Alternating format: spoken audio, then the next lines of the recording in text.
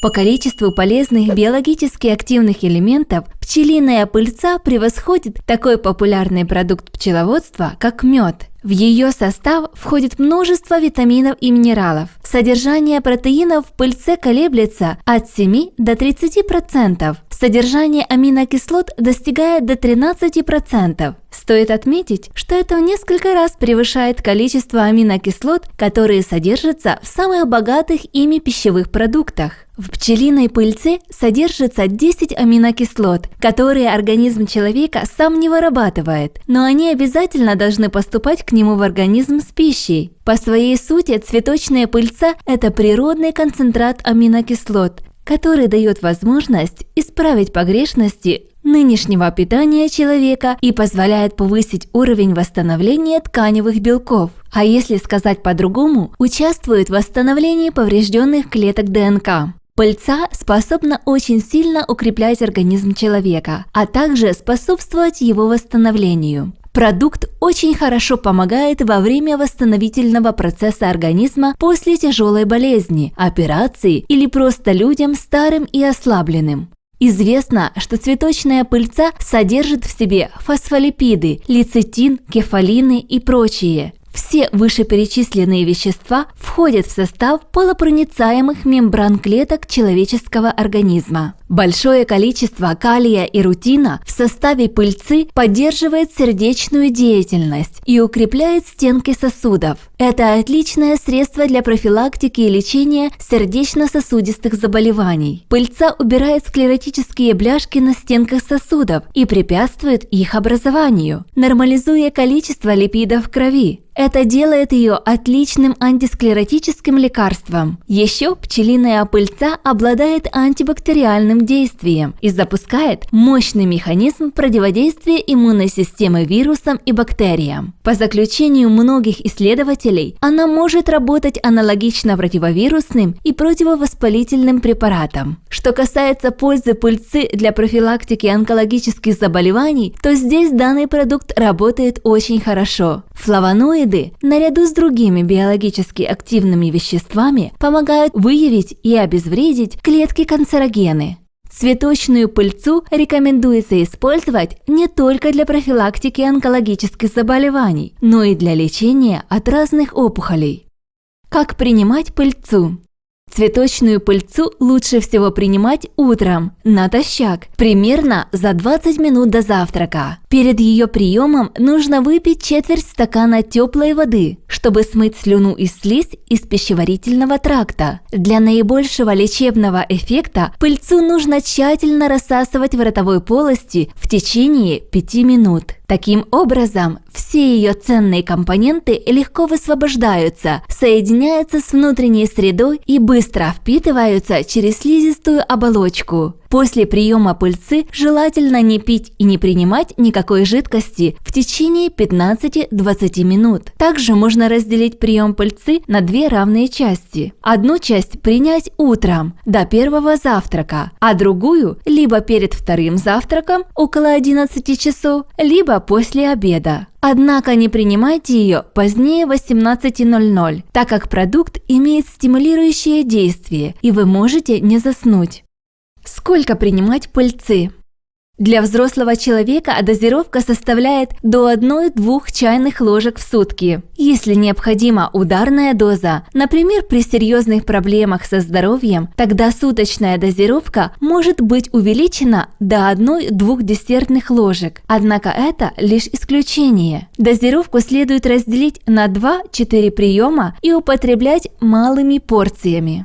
Будьте осторожны, не увеличивайте рекомендуемую дозу, чтобы не вызвать аллергию. Запомните хорошо или запишите рекомендуемые дозировки для детей и взрослых. Для детей от 1 до 3 лет использовать 1/4 кофейной ложки. Для детей от 3 до 7 лет 1/2 кофейной ложки. Для детей от 7 до 14 лет использовать 1/2 чайной ложки. Для детей от 14 лет и выше 1 чайную ложку. Для взрослых 1-2 чайных ложки в сутки. Курс профилактического лечения пыльцой составляет 30 дней, затем нужно делать перерыв на 6 месяцев. Таким образом, в год можно делать 2 лечебных курса по 1 месяцу. Чаще делать не рекомендуется. Противопоказания. Продукты пчеловодства содержат ферменты, производимые организмом пчел. В целом, это крайне полезные вещества, однако у некоторых людей на эти пищевые компоненты имеется аллергия. Чтобы узнать, есть ли у вас аллергия на пыльцу растений или нет, необходимо положить в рот несколько крупинок пыльцы и рассосать. Если это не вызовет никаких аллергических реакций, значит, вам можно употреблять этот продукт. Есть сведения, что этот продукт противопоказан лицам, страдающим заболеваниями крови, плохая свертываемость, пациентам с тяжелыми печёночными патологиями, диабетикам. Где купить пыльцу?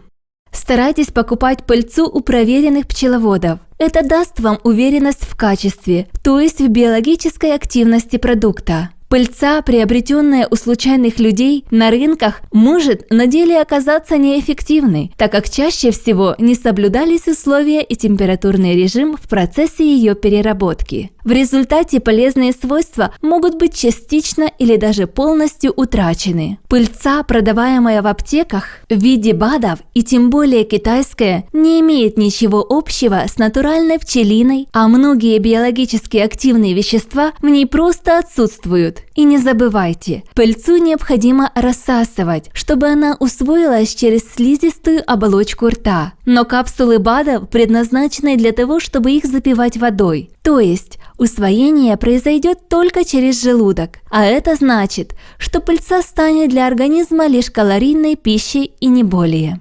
Как выбрать пыльцу? Выбирайте пыльцу, смотря на ее внешний вид. Если возможно, возьмите ее в руки и раздавите пальцами гранулу. Первое.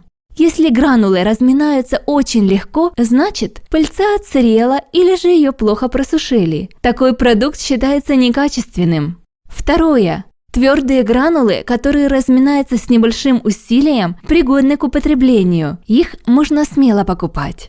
Третье. Очень твердые гранулы, которые не разминаются при надавливании, показывают, что пыльца пересушена и очень старая. Эта пыльца не принесет пользы. Цвет гранул бывает разный, от ярко-желтого до темно-синего. Если вы приобрели разноцветную пыльцу, это значит, она была собрана с разных растений и содержит больше ценных веществ.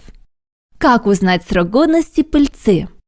Запах свежей пыльцы является очень приятным, сладковатым, напоминающим медовый и цветочный аромат. Старая пыльца имеет слабо выраженный запах. Имейте в виду, что недобросовестные продавцы легко могут смешать старую пыльцу с новой, и на первый взгляд подделку очень сложно обнаружить. Поэтому покупать пыльцу нужно в сезон ее сбора и у проверенных пчеловодов. Обычно ее собирают с апреля по июль. Если вам предлагают якобы свежую пыльцу в феврале, соответственно, она никак не может быть свежей. Через полгода пыльца на 30% теряет лечебные качества, через год на 50%. Через 2 года полезность этого продукта равна нулю. Однако не все так плохо. Есть один лайфхак, как сохранить данный пчелиный продукт надолго.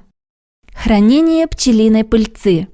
Пыльцу следует хранить в плотно закрытой стеклянной емкости, в сухом и чистом помещении при температуре не выше плюс 15 градусов и влажности не выше 75%. Можно хранить в холодильнике, в отделении для овощей. Так пыльца может храниться без потери качества до 1 года. Однако, если вы предварительно смешаете пыльцу с медом, хранить ее можно до 5 лет. Пыльца с медом смешивается в одинаковой пропорции. Как показывает многолетний опыт, лечение пыльцой дает великолепные результаты и порой даже превосходит медикаментозное лечение. Кстати, если вам будет интересно, чем полезна пчелиная перга, ссылку на видео мы оставили на экране монитора и в описании под этим видео. А что вы можете добавить о цветочной пыльце? Напишите об этом в комментариях. Также, если у вас будут вопросы по теме, пишите, и мы ответим.